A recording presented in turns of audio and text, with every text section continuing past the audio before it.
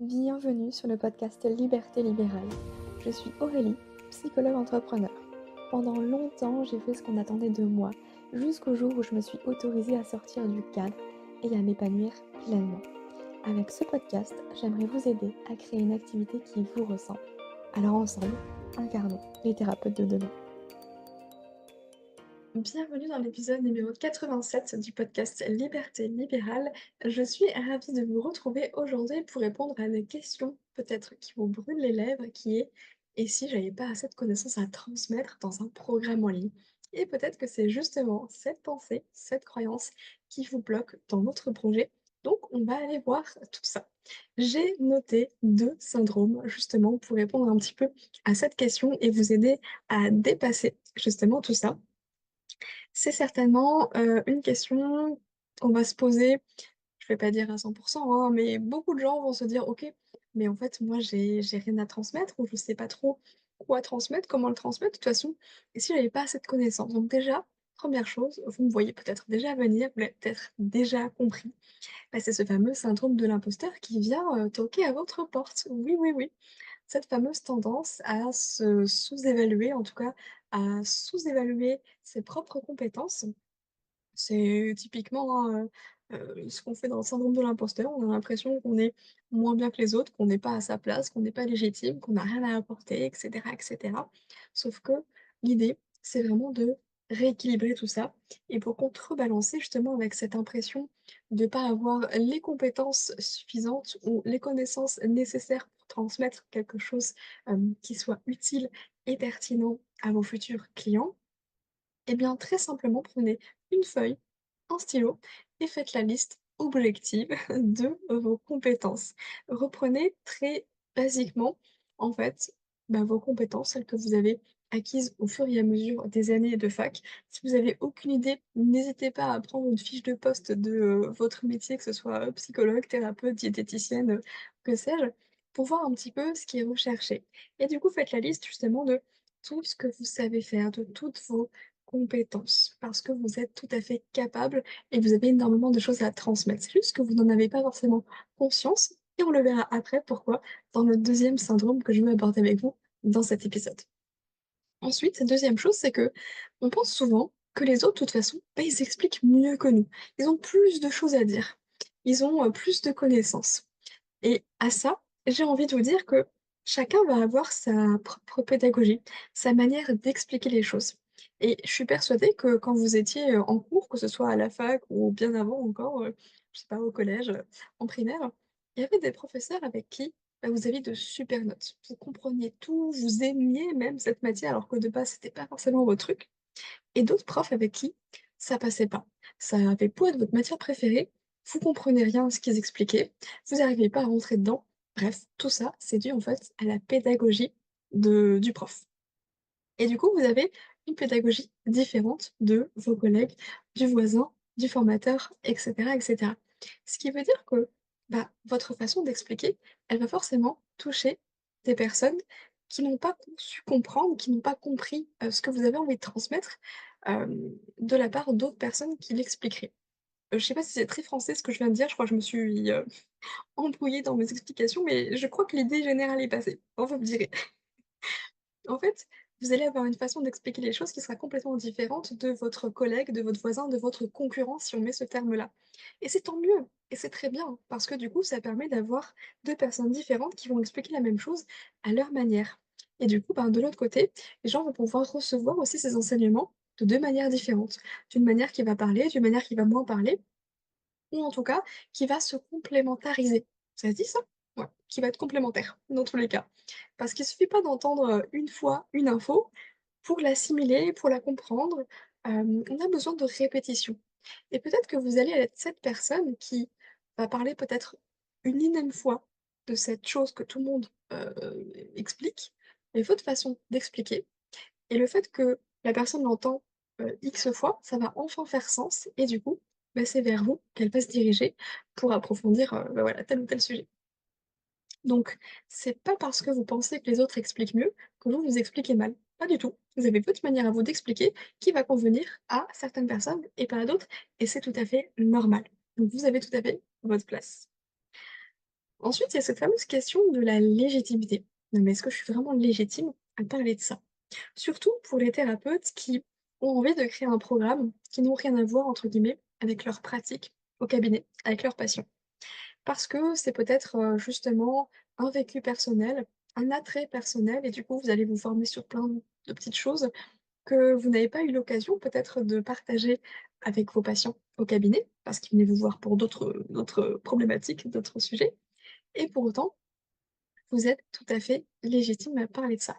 Encore une fois, ça me syndrome de l'imposteur, il est toujours là pour vous semer le doute, pour, vous forcer, vous remettre en question. Mais vous avez vos diplômes, vous avez vos formations et vous avez votre expérience à la fois professionnelle, mais aussi votre expérience personnelle.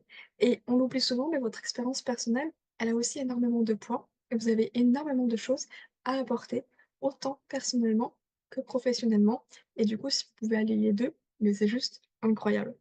Et si jamais vous n'êtes pas convaincu par ça, eh bien posez des garde-fous. L'idée, c'est de toujours avoir en tête les limites. Les limites de votre programme, les limites de ce que vous pouvez apporter. Un garde-fou, c'est quoi? Ça peut être simplement dans votre programme bien indiqué que, bah, ce programme en ligne, il ne remplace pas une thérapie. Il ne remplace pas un accompagnement avec un professionnel. Il ne remplace pas, l'avis, d'un médecin, d'un pharmacien, que sais-je. Donc vraiment, rassurez-vous par rapport à ça.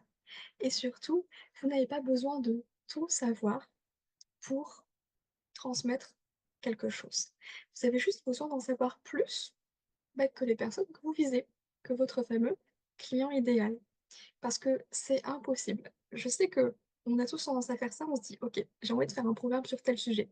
Donc du coup, pour, avoir un petit peu plus confiance en soi, on fait quoi? Ben, on va aller à Cultura, à la Fnac, traîner un petit peu dans les rayons, livres et puis on va, acheter, 2-3 livres sur le sujet et plus on lit, plus on se rend compte qu'en fait, bah, on sait rien et c'est tout à fait normal parce qu'en fait, c'est vraiment, l'effet, enfin, c'est l'effet de la connaissance. On peut jamais arriver au sommet de la montagne quand on parle d'apprentissage de connaissances, parce que ça évolue tout le temps. Mais c'est pas parce que vous ne savez pas tout, que vous ne savez rien. C'est juste qu'on a cette impression du coup de plus on en sait, bah, moins on en sait et du coup c'est déstabilisant parce qu'on a l'impression qu'on n'a rien à apporter.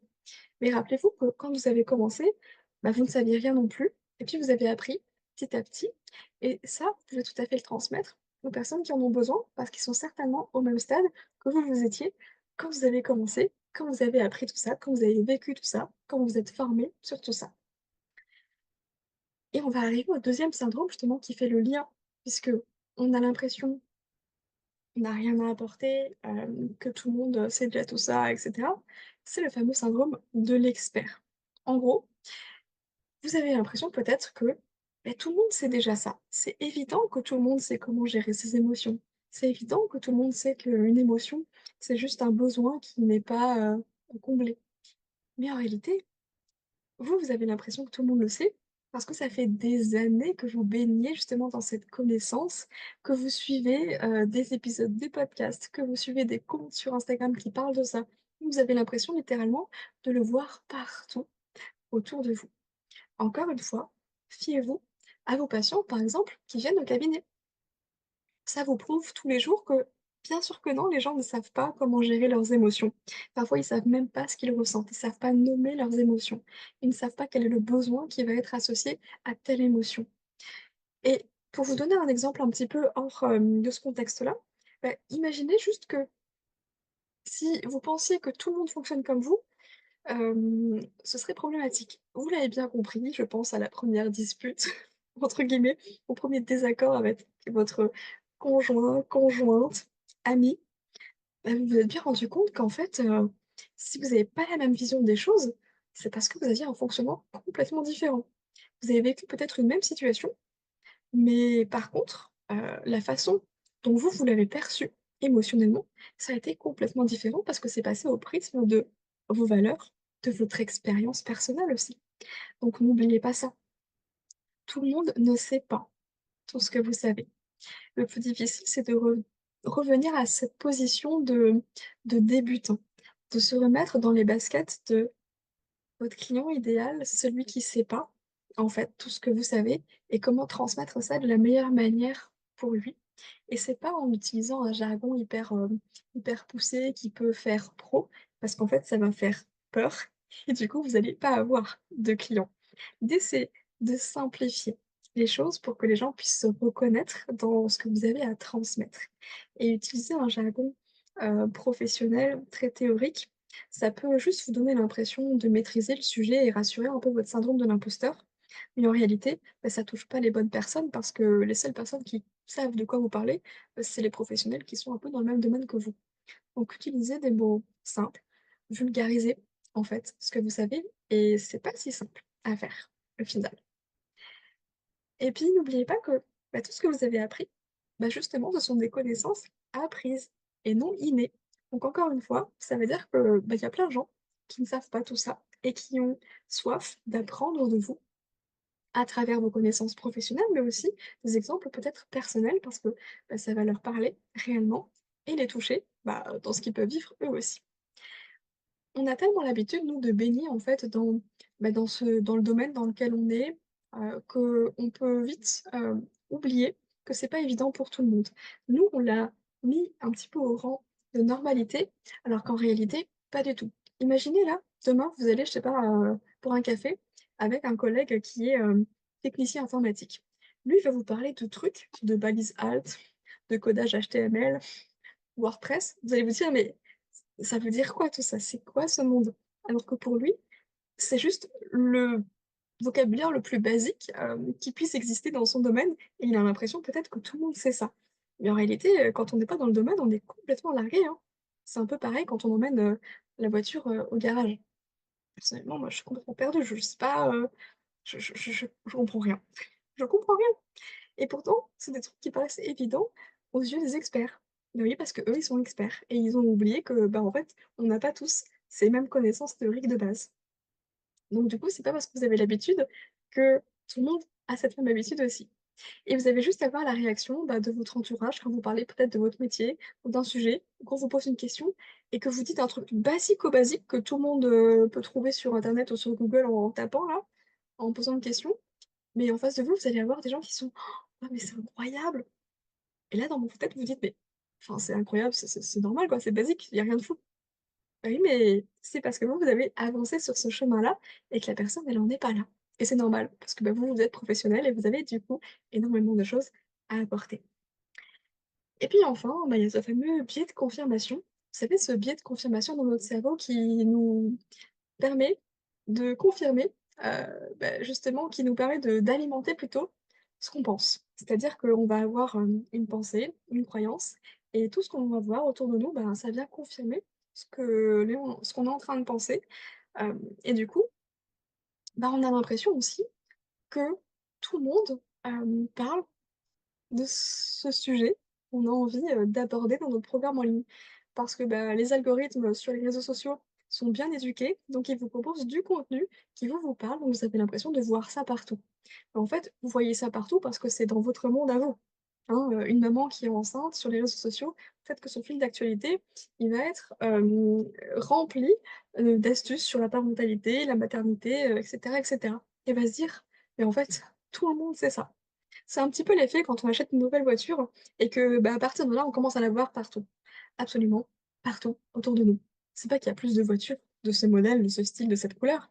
Non, c'est juste qu'en fait, notre cerveau, il a mis un filtre là, en nous disant: «Ah, bah, ça, c'est important. Du coup, bah, je vais repérer tout ce qui vient, confirmer que c'est important». Donc c'est pareil pour le sujet que vous avez envie d'aborder. Ce qui veut dire que, bien sûr que vous avez votre place. Mais vous imaginez si on allait au supermarché et qu'on avait, le choix que d'une seule marque, de sauce tomate, qu'une seule marque, de yaourt, ou qu'on allait à la Fnac ou à Cultura et qu'on avait le choix d'un seul livre sur un sujet. On va prendre le sujet de la confiance en soi, bah, si on n'a qu'un livre là-dessus, bah, il y a intérêt à ce qu'il soit hyper fourni et intérêt, à ce qu'il nous parle en termes de pédagogie, d'exemples donnés et cetera. Bah, c'est impossible. C'est pour ça qu'il y a des milliers et des milliers de livres sur un même sujet. Petite citation que j'ai entendue de la part d'un auteur que j'aime beaucoup, qui est Laurent Gounel. Laurent Gounel, un jour, a dit: «La connaissance n'appartient à personne». J'ai trouvé ça absolument incroyable parce que souvent, on se fait une montagne de trucs où on se dit: «Faut que j'apporte quelque chose de nouveau». Faut que j'apporte quelque chose d'innovant. Mais en réalité, il y a pas besoin de réinventer la roue, il y a juste besoin de partager ce qui vous paraît évident à vous, mais ce dont les autres ont besoin pour avancer sur leur cheminement et ils ont juste besoin que vous l'expliquiez à votre façon, avec vos mots, avec vos exemples, avec vos métaphores. Donc vous avez votre place à ce moment-là. Donc rassurez-vous, bien entendu, que vous allez avoir assez de connaissances pour, aider les gens, pour créer un programme en ligne et on n'est pas dans une course à un programme qui sera le plus long possible. Ça, c'est important de l'avoir en tête aussi. Les gens aujourd'hui veulent quelque chose de rapide et qui fonctionne. Donc imaginez, vous avez envie, d'apprivoiser, je sais pas, votre angoisse, votre, anxiété généralisée et vous avez le choix entre, je sais pas, un programme en ligne d'1 heure et un programme en ligne de 15 heures. À votre avis, vous allez choisir quoi? Bah, évidemment, vous allez prendre celui qui dure 1 heure, à efficacité égale. Le programme en ligne, ça doit pas être, le fait de recracher vos connaissances, hein, on est bien d'accord. Votre patient, il a pas besoin de savoir, ce que vous avez fait là pendant vos 5 années de psycho à la fac. Non, non, il veut juste ce qui sera utile pour lui. Donc bien entendu, il y a de la psychoéducation à faire pour que ce soit, que ça fasse sens, mais il a pas besoin de tout savoir et c'est vous qui allez faire ce tri. Voilà. Et vous voyez à quel point c'est hyper important de travailler son mindset, ce fameux état d'esprit, parce que, bah, avec certaines croyances, on peut complètement se paralyser et ne pas se lancer dans nos projets. Typiquement, si vous restez bloqué sur cette fameuse pensée de: «Et si, j'ai pas assez de connaissances à transmettre?» et vous allez jamais vous lancer dans ce projet-là qui vous appelle et qui vous anime.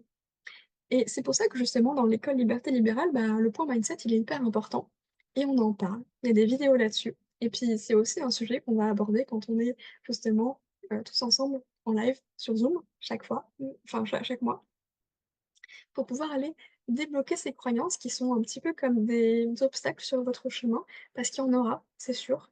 Vous pouvez pas tous les avoir en tête là aujourd'hui. Il faut avancer sur le chemin pour voir un petit peu ce qui se présente et c'est pour ça que, bah, vous serez jamais seul. Donc si jamais vous êtes prête à vous lancer, bah, n'hésitez pas, je vous mettrai le lien de l'école Liberté Libérale directement dans la description de cet épisode de podcast et sachez qu'on travaille à la fois la stratégie bien sûr et le mindset parce que vous avez vu à quel point c'est important. Je vous souhaite une belle journée et je vous dis à la semaine prochaine. Si vous avez aimé l'épisode, n'hésitez pas à le noter sur votre plateforme d'écoute et partagez-le à un ou une collègue qui a besoin d'entendre ce message. Nous sommes bien plus à vouloir exercer notre métier autrement, mais la peur nous empêche de le faire vraiment. Alors j'espère que ce podcast sera votre safe place. Prenez soin de vous.